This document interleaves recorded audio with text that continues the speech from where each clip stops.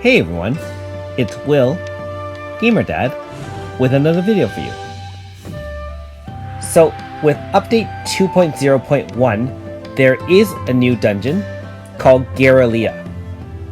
It is only a hard dungeon, although obviously it's ultra hard since all the mobs and the bosses are level 80 plus. The horrors are actually level 90, so on par with some of the toughest material in the game, such as Other Lands, very hard. Now, the reason why anyone who's finished chapter 55 wants to tackle this dungeon is because for 2 keys, which are the green keys, you have a chance of obtaining rare Grasta, which can be used to augment your characters. So the very first time you enter the dungeon, it'll kind of give you the runaround and show you some basic things. You do have to collect a number of different items that are shown up on certain maps, which I showed you in this video, as to collecting things like junk and other kind of materials. They are sparkly materials, so you just have to press on them, just like collecting, when you go through the field or through cities. So make sure you explore thoroughly, otherwise you will miss some of those sparkly items which can be used to trade in for some valuable goods. The most valuable items that you want to collect are the rare items from the cat shrine, as well as pieces of junk which you can use to trade in at various stops. Whenever you enter a new area, you have a choice of going branching off left or right, and each one takes you down a different road. And you can't go back once you've chosen. Also, I've noticed that the dungeon is a little bit different in that each area does not only contain 5 fights. If you stay there, you may continue fighting over and over again, and your MP and resources will be drained down. So be very aware of that when you are traveling through. Finally, one thing you do need to realize as well is this dungeon can farm Azami's light, so make sure you have Azami on your team if you can fit her in. It's very difficult as well because in order to get all 5 rewards, you'll need a total of 360 light on your team. So for most free-to-plays like myself, I can only manage 240 light or so, and that is considered pretty good since I have most of the light on Aldo. If you have less light, obviously you get less lines of rewards, which will have less chance of getting anything great. So the very first part of the video, I showed you the intro when you enter the first time. Now we're going to go into the dungeon for real. And so I'm choosing the Spectre Palace first. Now if you finish chapter 55, which you must have in order to access this dungeon, all the enemies are the same except they're a lot tougher, and being at level 80, they can outspeed even Mario. So be very aware of that, and if you do find your team is too slow, make sure you pack some speed badges on top of your characters. You also really want to bring a mixed team of various elements as well as types of attack, because as you go through the different areas, depending on which area you enter, some of them will be weak to blunt, for example, or earth, wind, pierce, slash, fire, so on and so forth. I do find that the team I'm currently carrying does carry and cover most of the weaknesses. The one downside I will say is that because this team is constructed to kind of balance out the amount of light you have as well as carry Azami, I don't have a dedicated power debuff character on my team, and you'll see in this video that without a dedicated power debuff, mob fights as well as horror and especially boss fights are extremely difficult. But with careful management and use of Valor Chance, you will be able to overcome the difficulty. It's just that, you do have to be very careful. You can also see that when you are tackling tough mobs, a lot of times I use the Valor Chant by switching Mario in for one other offensive Valor Chant, for example boosting power or speed. It allows the rest of your character's AoEs to wipe them out in one hit. One other thing you have to keep in mind is that because there's no real recovery, now you do have one food item that you can obviously carry in. If you are fortunate enough to have Nag Shem as one of your branch off points, especially in the middle part of your dungeon run, you can recover there because there is actually an inn where you can recover. But otherwise, it's just like any other dungeon where you have 3 different areas to go to and there is no recovery. So if you use the food halfway through, for example, you'll be low on resources and MP by the time you hit the boss, and I highly advise against that because you probably will die, to be honest.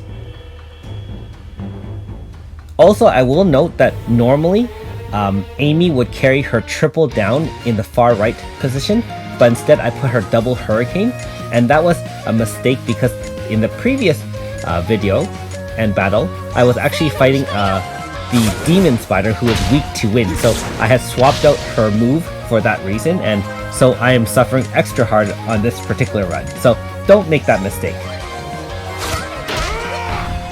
So again, if you're not familiar with the different mobs and horrors, make sure you just target the particular mob and see which weakness that the mob or horror has, and then make sure you target it appropriately. Now, like I said, if you can carry a dedicated power debuff, your survivability in this dungeon is much better. I don't have any speed badges equipped. All of my characters have int or power buffs badges. Obviously, Mariel being the only healer would have the int badge, and everyone else would have power badges. And the reason for that is only because I want to deal a little bit more damage.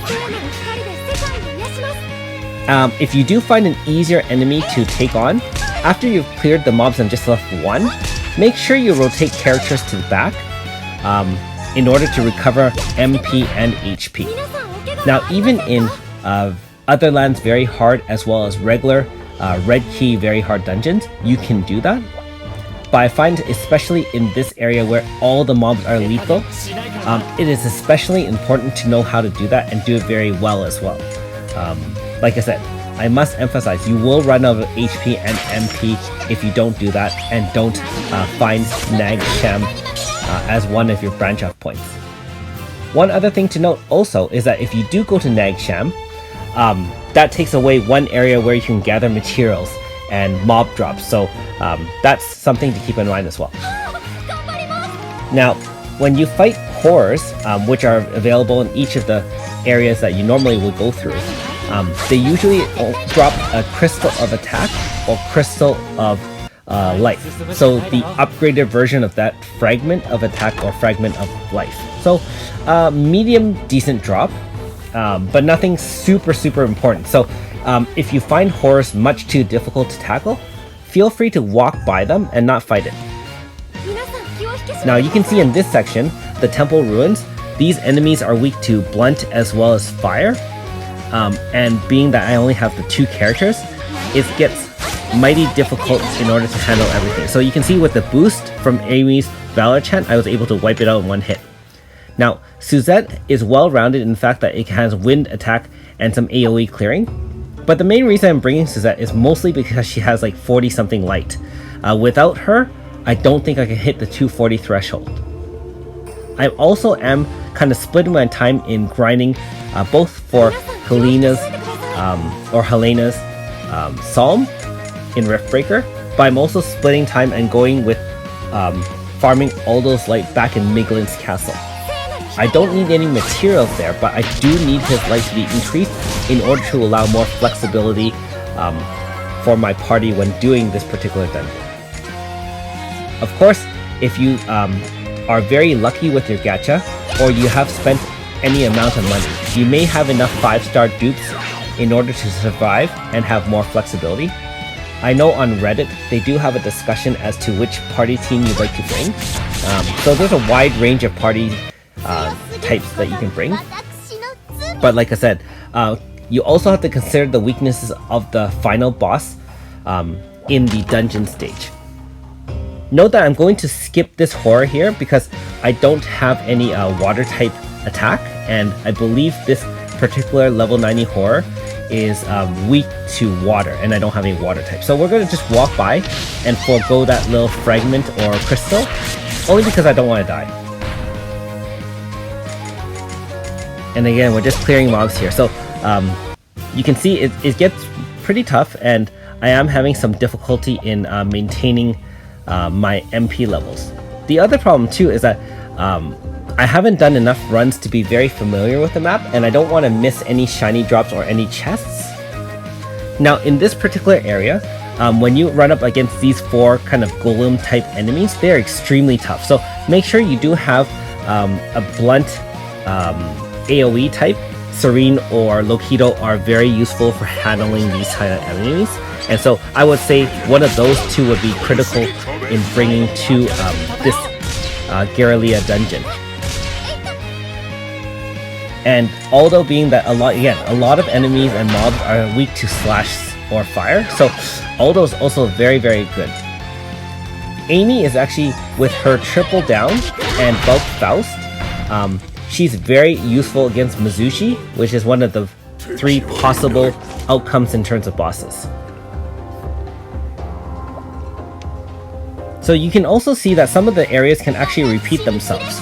So it is completely random, and the chance in branch points, is just really RNG. So one thing to note is that if you do run into the cat shrine, make sure you take that one specifically.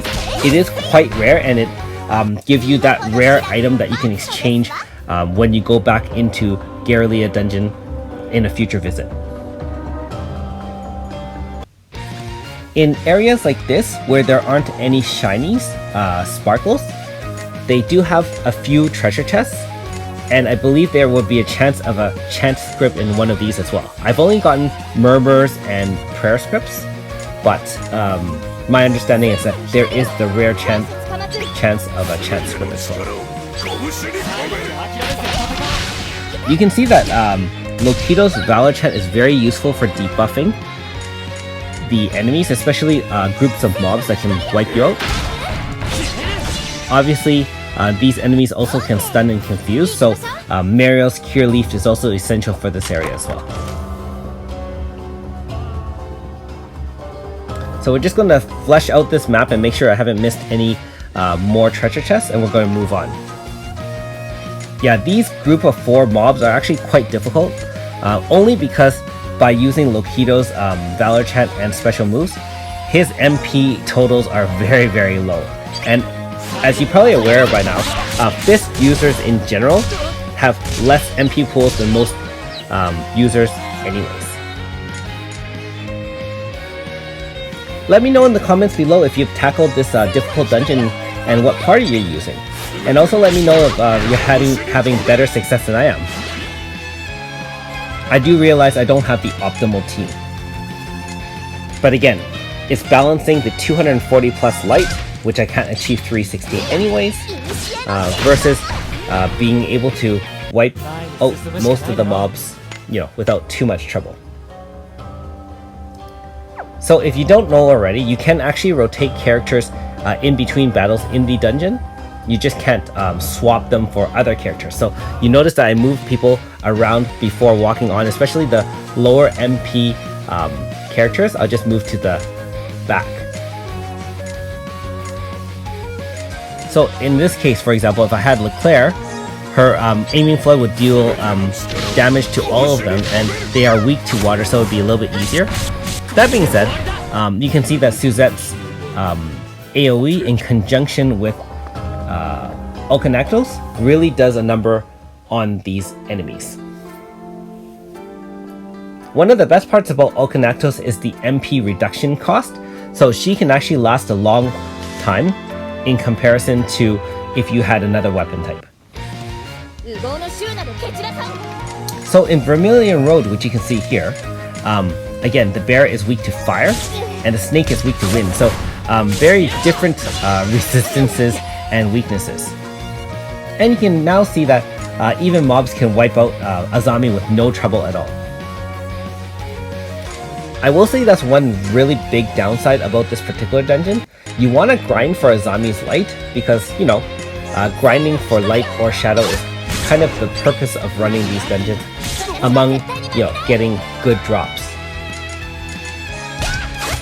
So it's almost like handcuffing, because most of us only have Azami at 4 light to start, or if you've been fortunate enough to use you know, guiding light swords on it, or sorry, katana on her, then you can upgrade that way. But if you don't have a lot of those items, or you choose not to use it on her, then unfortunately this is the only way to get her light up to an acceptable level of, say, you know, plus 16, which a regular 5-star would have.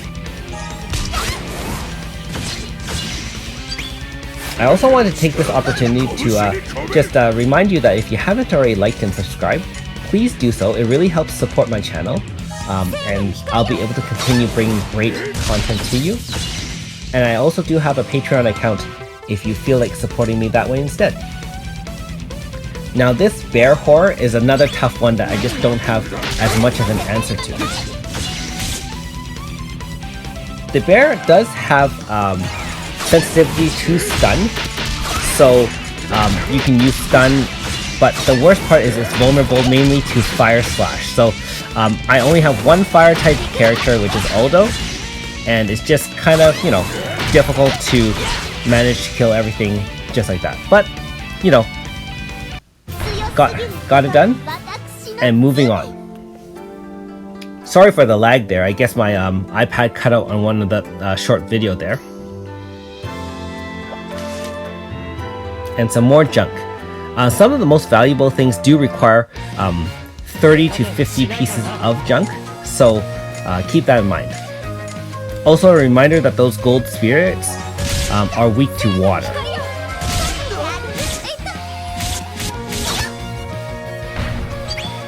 And again, one of the disadvantages of this team is that Amy and Azami both only have single target DPS, and they don't have AoE, so fairly handicapped with this team for that reason.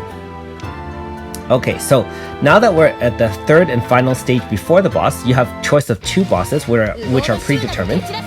There are a total of 3 different bosses, but you only get to choose 2 depending on what random final generation of the area you have. So Suzaku is extremely difficult without water types, so we're going to avoid that one, and we're going to see what the other choice is. Now, Karakuri is also very difficult, and this is actually my first time tackling him. Mizushi is the easiest one because the shell is weak to blunt, and so if you use triple down and ground breaker or ground razor, depending on if you're using Lokido or Serene, you can actually power up your AF bar very, very quickly against Mizushi, and then when the fog drops, you can end it with 1 AF. Now with this guy, remember that in chapter 55, he removes debuffs every turn, and clearly you can see that I cannot apply debuffs every turn because I don't have the party for it. So you really have to manage balancing out moving characters back and forth. After some experimentation, I would highly recommend going with Aldo alternating with Lokido basically every turn, such that you at least protect your party for the most part. Now, I didn't do that for the first part of this battle, and I kind of switched to that strategy as things kind of got a little bit tighter. Also, because this boss has no weakness, both charging the AF bar is longer, and also you can't end it with one single AF until the boss is below 50%. Keep in mind that, remember, at 50%, it does have a mode change where his moves become way more powerful, just like in chapter 55, and he has access to his own AF move. The difference is that he does not have an HP stopper like in the chapter 55, so you can just straight end it, which is a little bit better in that sense once you drop into 50%. And I can't tell you if he does have an HP stopper at 50% because I waited until 50% to kill him off. Part of the reason is I was afraid of an HP stopper, but the main reason I didn't do that is because I cannot generate enough damage to end off one entire bar with just 1 AF. I can only drain about half his bar based on my calculations. So we're just going to bide our time, continue doing damage, and trying to survive until we can bring him to about 50%. And you'll know that he'll hit 50% when he kind of stops there and flashes. And again, you can see his move is removing all debuffs every turn. You can also see that by making a mistake in the rotation, Azami died. So his moveset for the first half of the battle is essentially the same. Multi-single target hits on one character, and then some like that one, and then some AoEs, and then of course at the end of every turn a debuff. So if you keep track of his rotation, you'll know when he does his AoE and make sure you have a debuff and or shield applied for your team. You can take a chance and rotate Mario to the back as well, but I wouldn't recommend that until you're ready to use your AF completely. Her MP pool is large enough to heal every turn, and you will not need to use Aurora Force since there's no magical attacks for him, it's purely physical. So now you saw his other move, which is a single target large physical attack that also applies pain status. That's where your Cure Leaf will come in handy. Also, I'm running out of MP for my attack, so you'll note that I need to keep a lot of characters in the back and just kind of rotate back and forth. It's not like I like to extend the battle or waste anybody's time. And I'm sorry if this video is a lot longer than most of my videos. It's just that depending on which areas you run through in this dungeon, it can be insanely difficult or relatively easy. In the case where we're running through Spectre Palace and Temple Ruins, not exactly the easiest for my team. And for sure, the fortress with all those ninjas are extremely difficult. They're much faster than even most mobs. In chapter 55, I believe even the level 70 somethings were able to act faster than my Mario. So I would advise going into that unless you just want an extra challenge or you just find you can fight those ninjas very easily.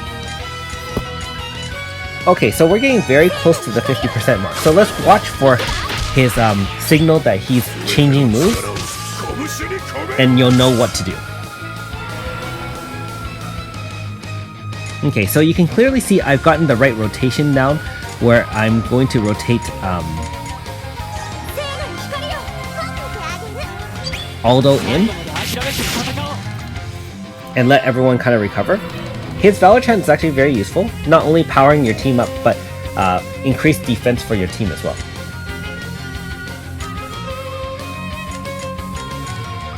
And you can see I am setting up all my debuffs on one turn and buffing my own party in order to unleash a large AF. Okay, so you see that flash there? That's his move change at 50%.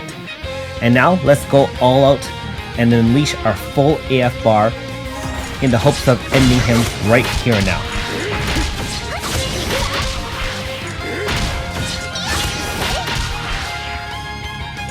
And you can see based on the bar going down, I only had a very little amount of damage to spare. So again, recommendations is to leave it till about 50% and then unleash. So you can see that I've done about 950,000. So the boss has around 2 million life. Alright, so there you go. And thanks for watching. We'll see you next time.